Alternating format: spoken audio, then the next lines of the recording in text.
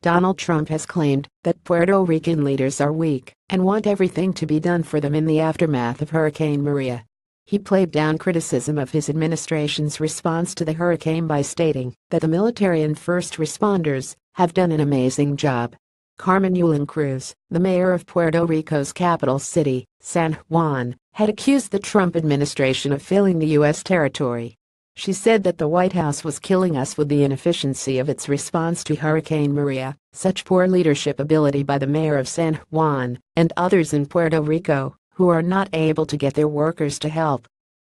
Donald J. Trump at Donald Trump September 30, 2017 Puerto Rico, not in Trump's political calculations. Responding to Ms. Cruz on Twitter, Mr. Trump said the mayor of San Juan, who was very complimentary only a few days ago, has now been told by the Democrats that you must be nasty to Trump. Such poor leadership ability by the mayor of San Juan and others in Puerto Rico, who are not able to get their workers to help. They want everything to be done for them, when it should be a community effort.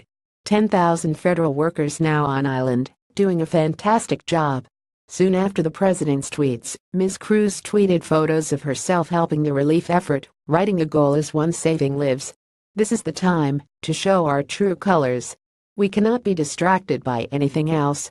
Mr. Trump had been criticized for failing to focus on the tragedy affecting U.S. citizens and instead calling athletes sons of bitches for kneeling during the national anthem.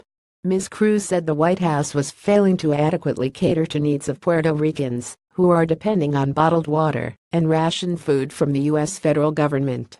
Mr. Trump has said that Hurricane Maria totally destroyed the island and left it with no electric, roads, phones, etc.